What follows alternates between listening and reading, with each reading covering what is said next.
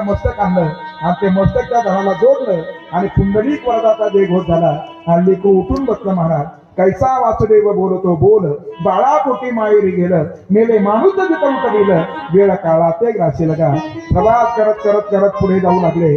दिल्ली क्षेत्रामध्ये तिथे गेल्यानंतर एक गाय कापली. महाराज म्हणे ही गाय तुम्ही जिवंत करा. 4 दिवस भगवंताचा धावा केला आणि मग ती गोमाता काय झाली, जिवंत झाली.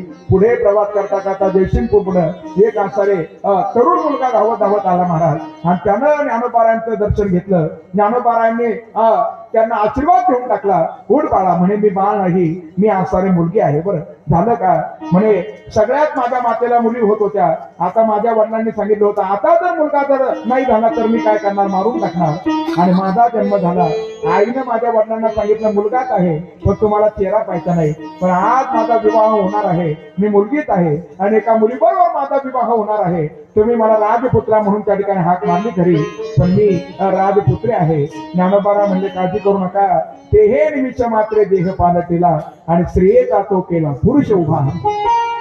प्रवास करत करत करत करत पुन्हा एकदा पंढरपुरामध्ये आले. तिथं माऊंद झालं. महाराज आणि असं माऊंद त्यांचं झालं. तिथं आता नामदेव महाराजांचं कीर्तन सुरू झालं. जशी टाळी वाजली ना तशी तिथं सुद्धा टाळी वाजली.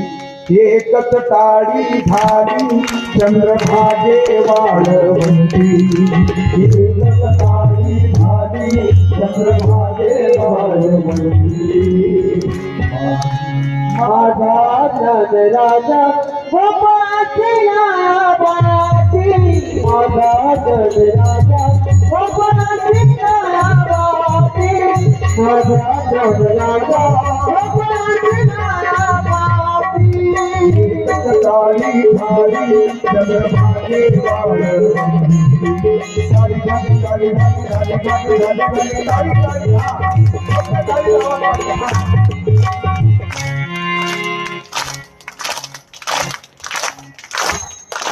ज्यांना ज्यांना वाजवते तसं त्यांनी वाजवा. म्हणा मोबाईलला ज्यांचे गुरुचे हात त्यांनी राहून द्या, पण ज्यांना शक्य असेल त्यांनी वाजवा.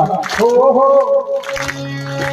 एकच टाळी झाली चंद्रभागे वाळवंती, चंद्रभागे वाळवंती.